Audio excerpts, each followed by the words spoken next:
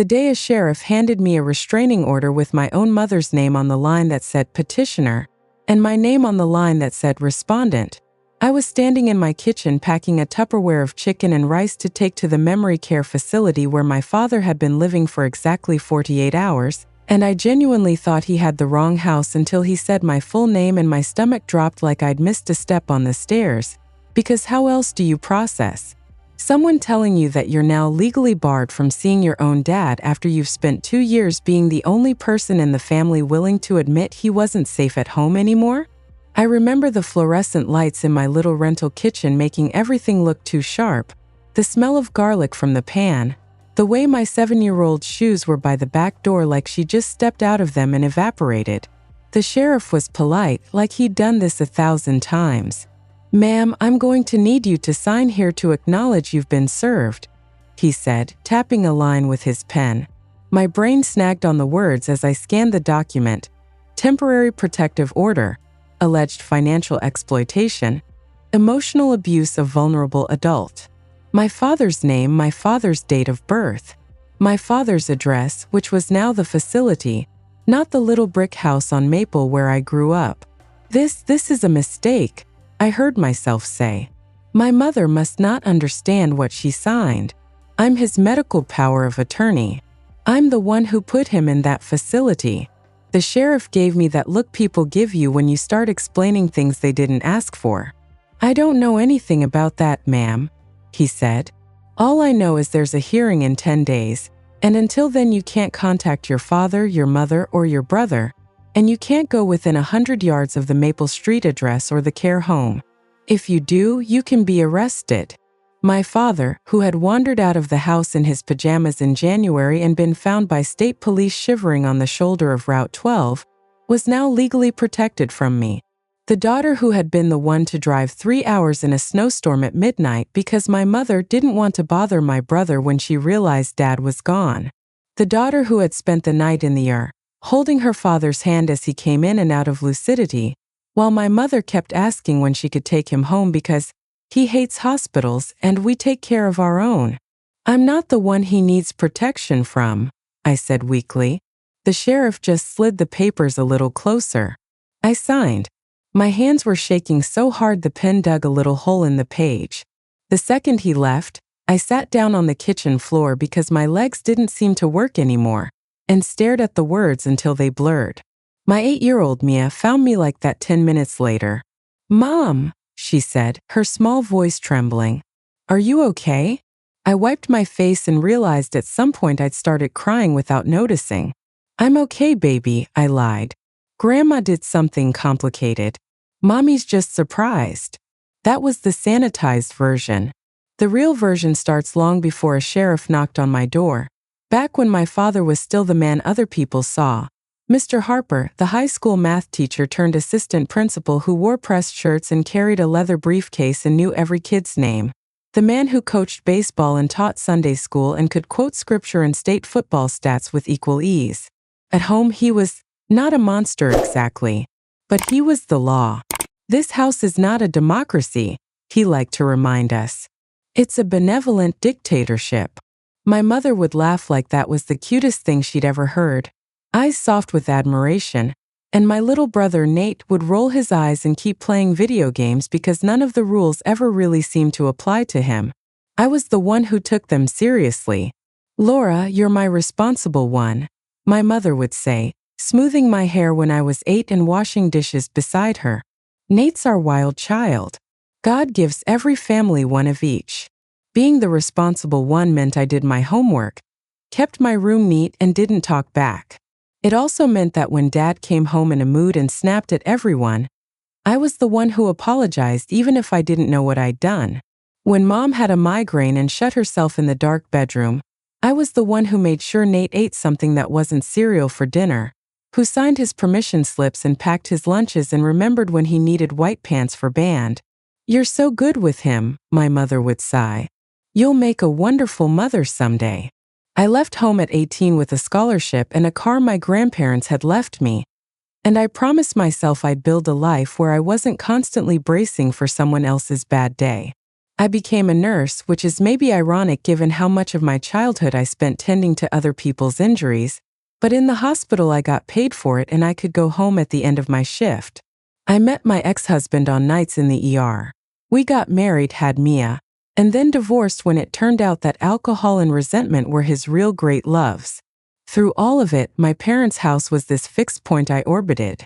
Sunday dinners, holidays, phone calls where mom gave me a blow-by-blow of whatever fresh mess Nate had gotten into, unpaid tickets, lost jobs, a DUI, and then pivoted to, "Can you help out a little? He just needs a hand up." My father would grumble about enabling, and then hand over his credit card anyway. "Family takes care of family," he'd say, the same line he used when he guilted me into co-signing a car loan I'm still half paying. When Dad started repeating himself, I told myself it was normal aging. We all did. It's easy to ignore the first signs. The keys in the fridge. The burned toast. The story you've heard 3 times in one phone call. "Your father's always been absent-minded," my mother said. "He's thinking about too many things at once." But then he started getting lost driving to the grocery store he'd been going to for 30 years. He'd call me from the parking lot of a Walgreens 2 towns over, voice shaky. "I must have taken a wrong turn," he'd say. "Don't tell your mother. She'll fuss." I told her. She fussed at me instead. "You always exaggerate," she snapped. "Your father is fine. He just needs to slow down. He left the stove on 3 times in 1 month. The last time, the smoke alarm went off and the neighbor called the fire department. I was working a double at the hospital. I found out when Mom called in tears, not because the house had almost burned down, but because everyone will be talking about this for weeks. We need to get him evaluated," I said. "A geriatric specialist, a neurologist, something. This isn't normal." "We're not putting him on drugs," she said immediately. "Those pills turn people into zombies. I've seen it." "It's not about drugs, Mom," I said. "It's about knowing what we're dealing with so we can plan. So we can keep him safe." "You always were dramatic," she sniffed. "I'll take him to Dr. Miller. He's known us for years. He says it's just stress."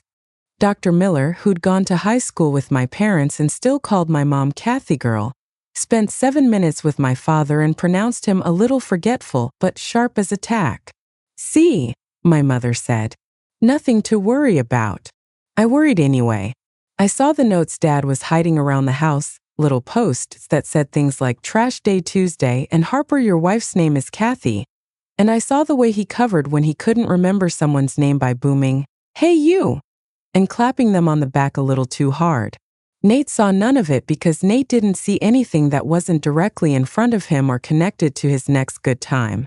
"Dad's fine," he said when I cornered him at Thanksgiving. "You girls always love to invent problems. So he tells the same joke twice, who cares?"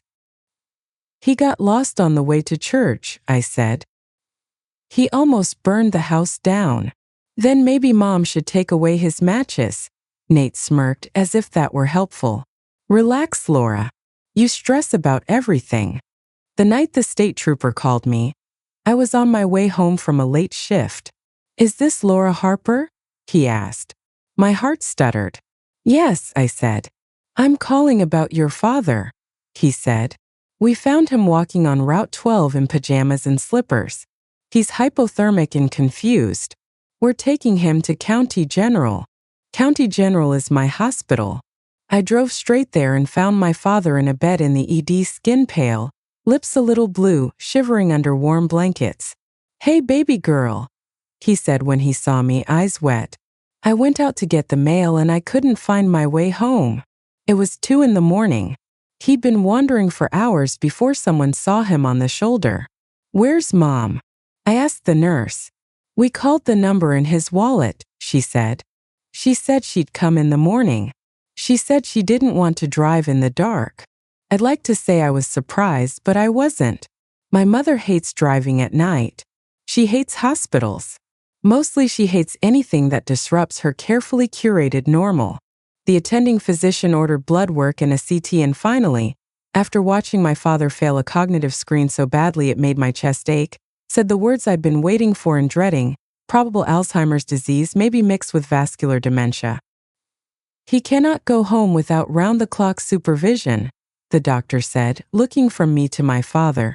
If there isn't someone awake with him at all times, he is at significant risk for wandering, falls, fires.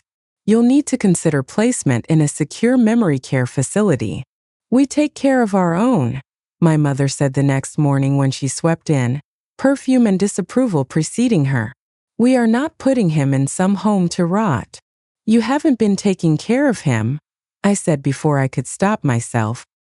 He was walking on the highway in January, Mom. I was asleep, she snapped. I can't stay awake all night. You'd know that if you ever came over.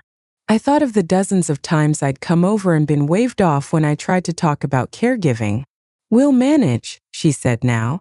I'll hide his keys. I'll lock the doors. He hates strange places.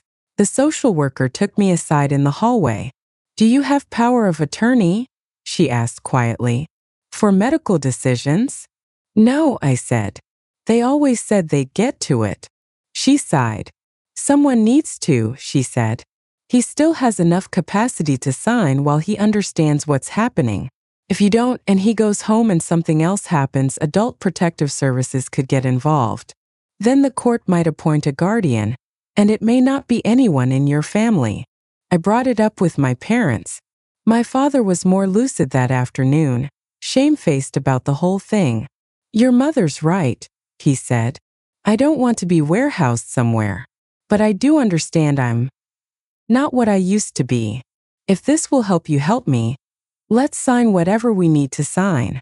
We did it in the hospital conference room. The social worker had a pre-printed packet. My father's hand shook when he wrote his name, but his eyes were clear when he looked at me. I trust you, Laura, he said.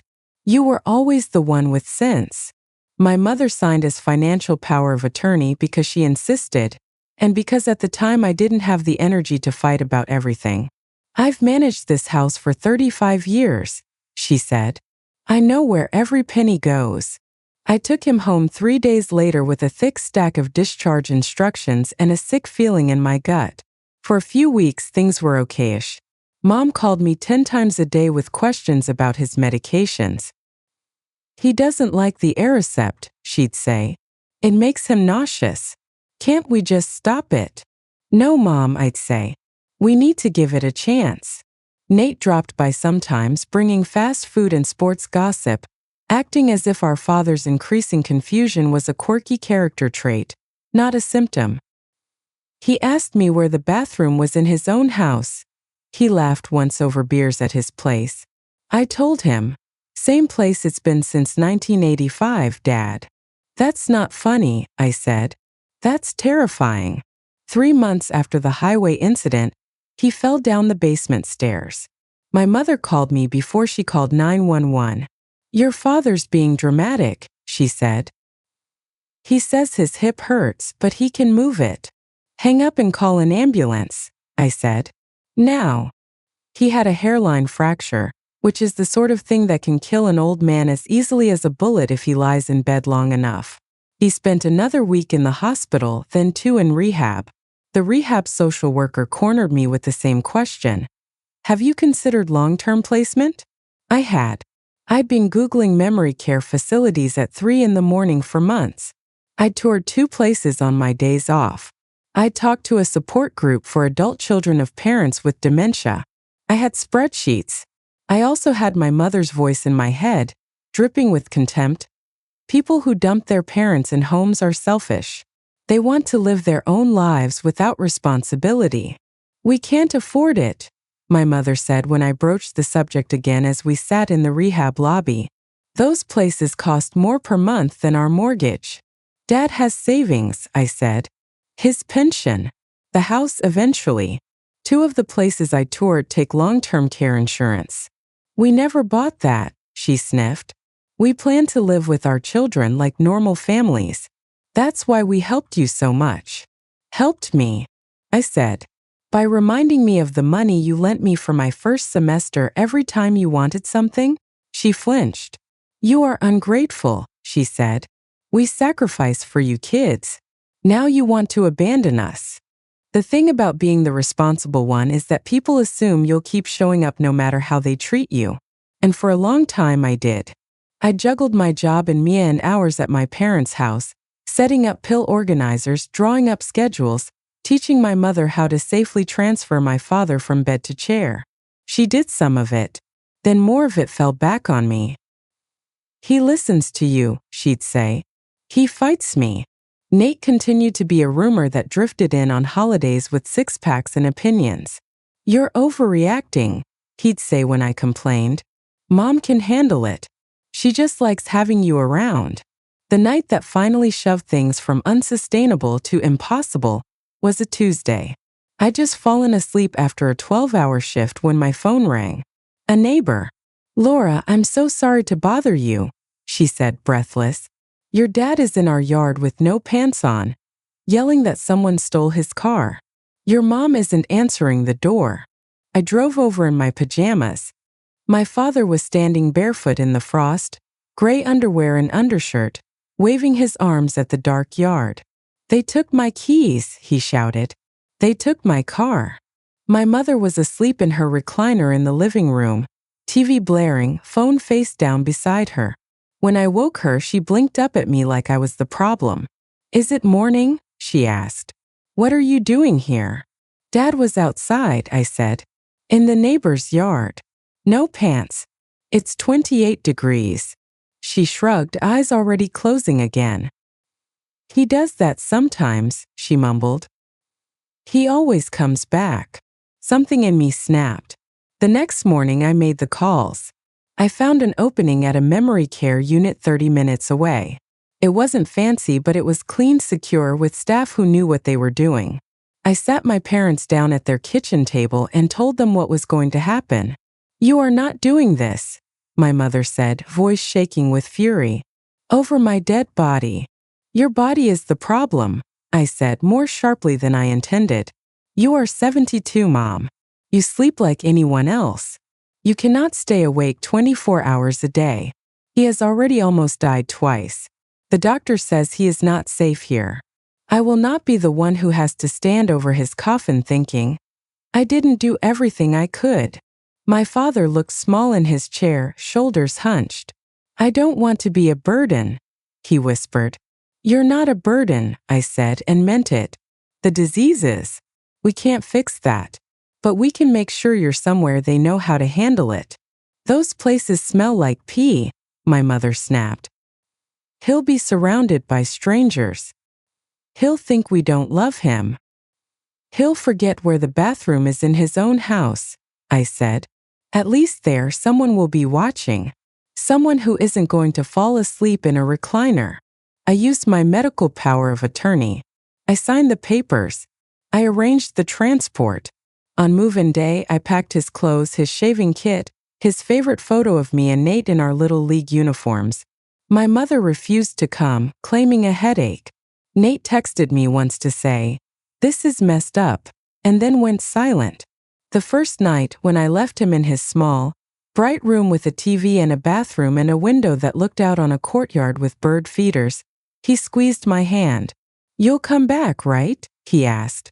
Tomorrow, I promised. I meant it. 48 hours later, I was holding a restraining order that told me if I stepped foot on the property, I could be arrested.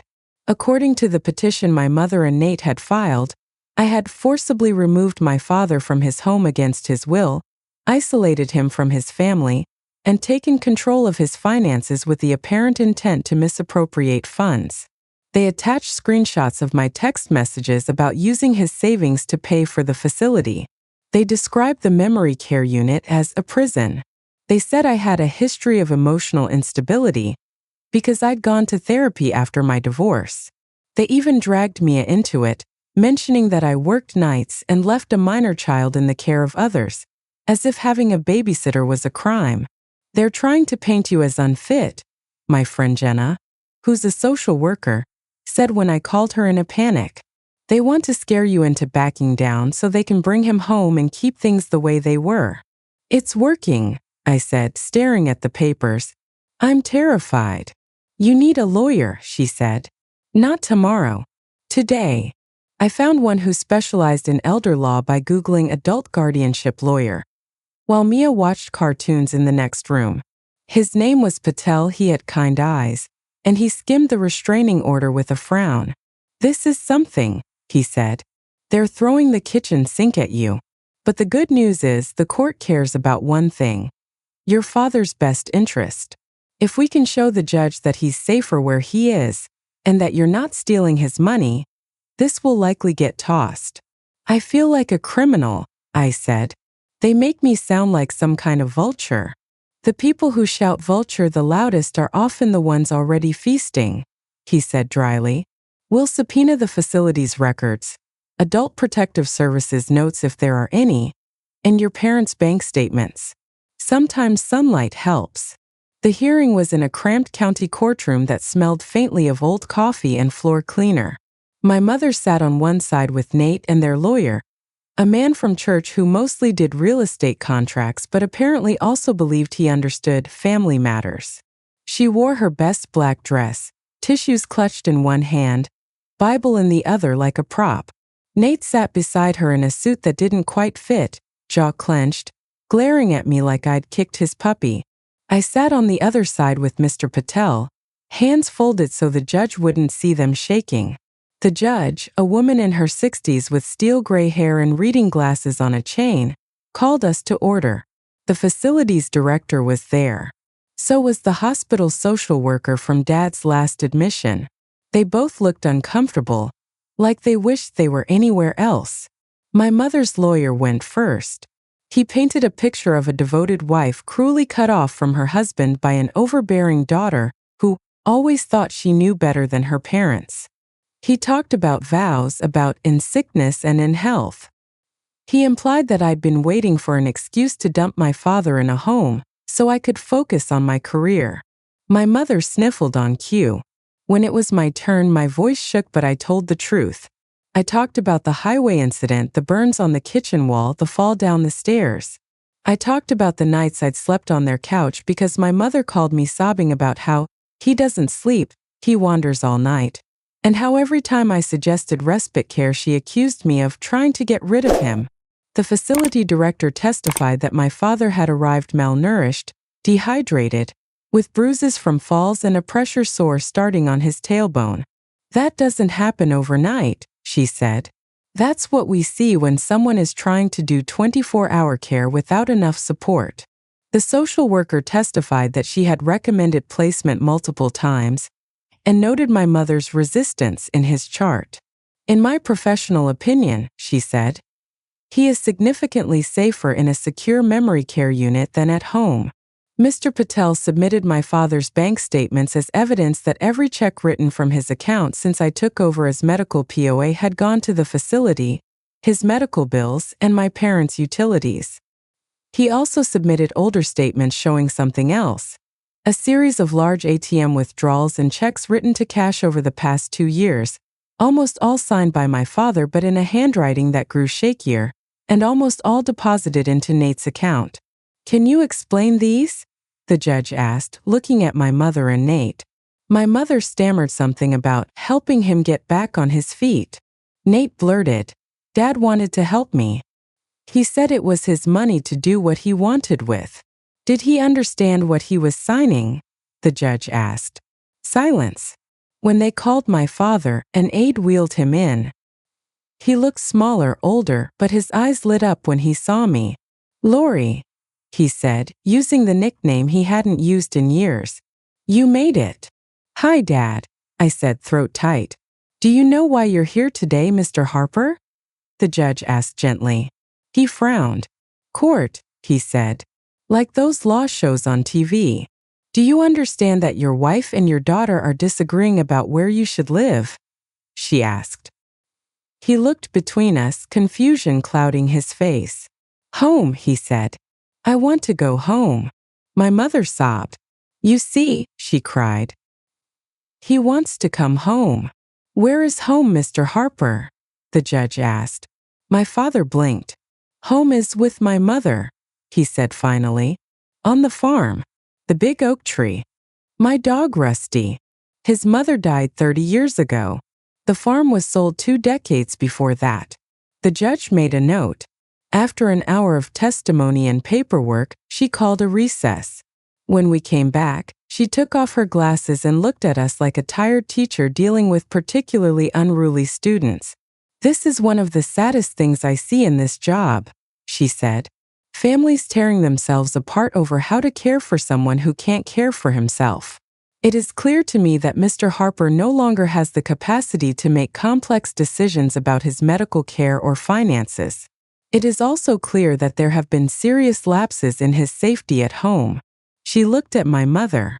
"Mrs. Harper, I have no doubt you love your husband. But love is not enough when someone needs round-the-clock supervision.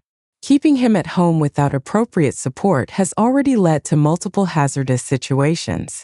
The court cannot endorse that." My mother opened her mouth, but the judge held up a hand. "Furthermore," she said, glancing at the financial records, "there is concerning evidence of financial exploitation. I am ordering a separate review of those transactions.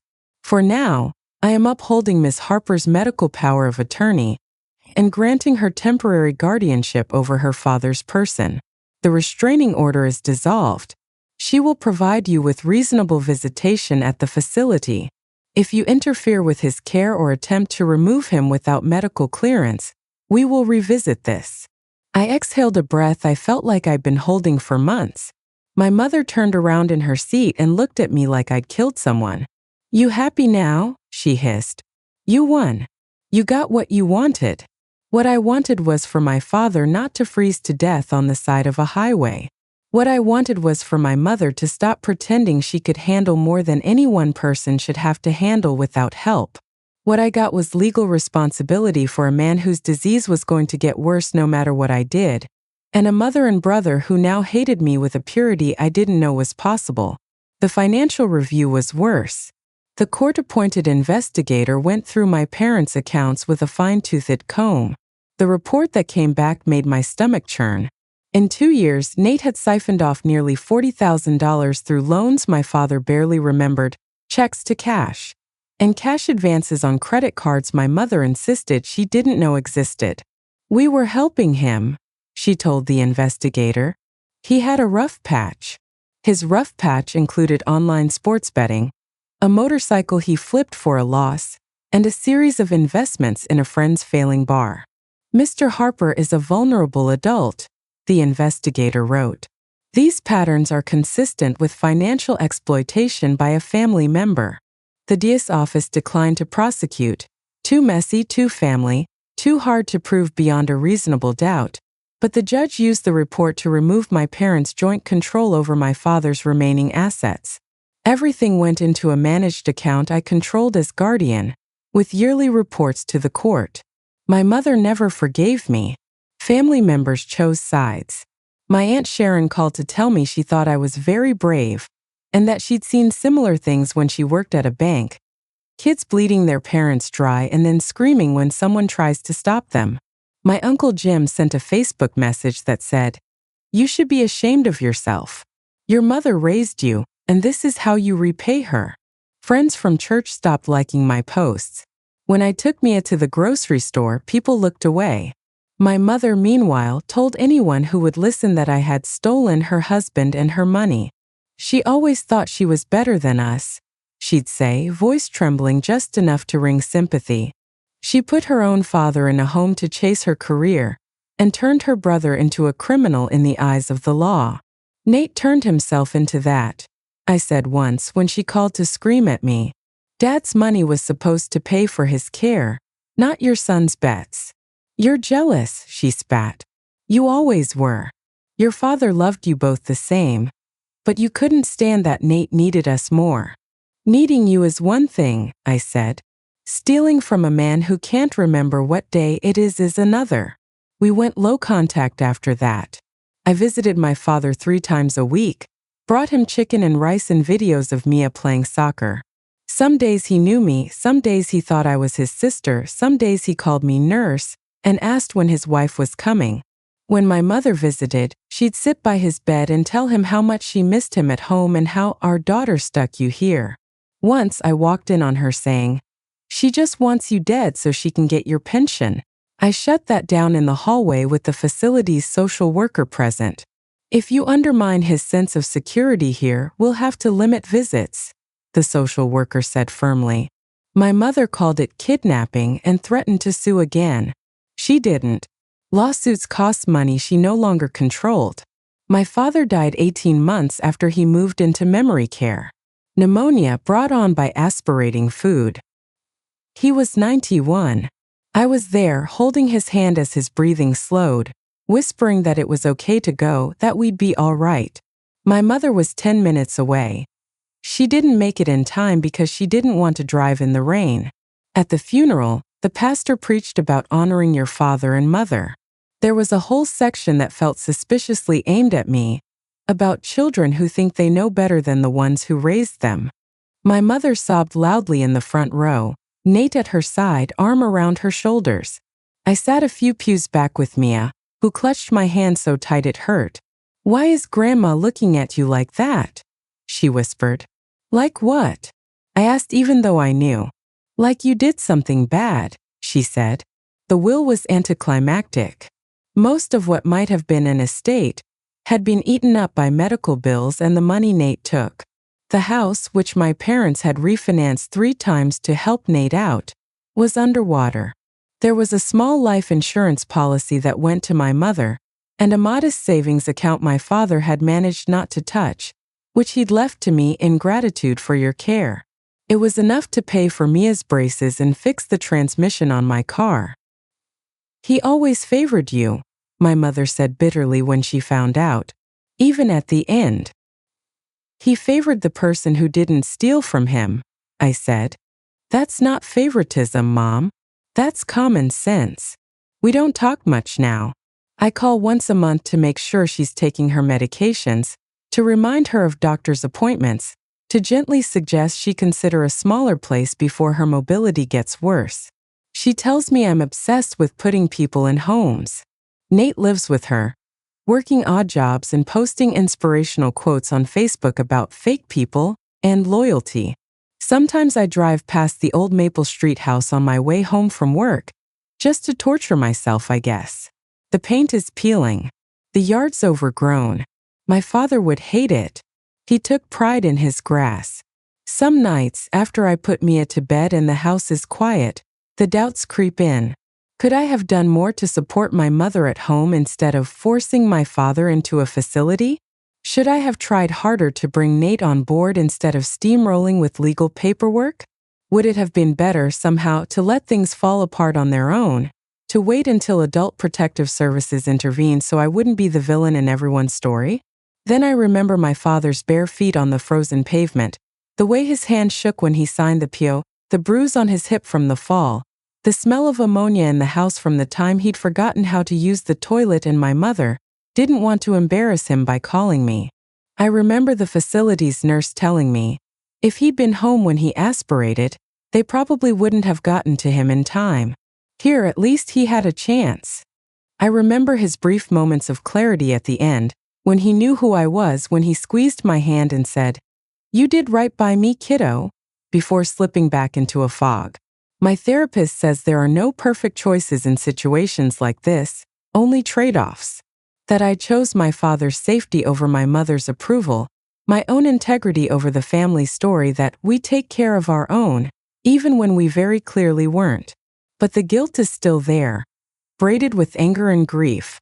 I watch friends my age start to take care of their own aging parents now, and I see them wrestling with similar questions. How much do you sacrifice to keep someone at home? When does honoring tip into harming? Because you're so focused on never breaking a promise that you ignore reality. And what do you owe the people who made you the responsible one your whole life when they turn on you the second you use that responsibility in a way they don't like? So that's why I'm here, typing this all out to strangers on the internet. I'm the daughter who put her father in a memory care facility over her mother's objections, got slapped with a restraining order by her own family, fought in court to keep him there, exposed her brother's financial exploitation in the process, and ended up effectively estranged from her mother and brother, even though all she thought she was doing was trying not to find her father's body in a ditch someday. The court said I did the right thing. The doctors said I did the right thing. My father, on his good days, said I did the right thing. My mother says I destroyed our family.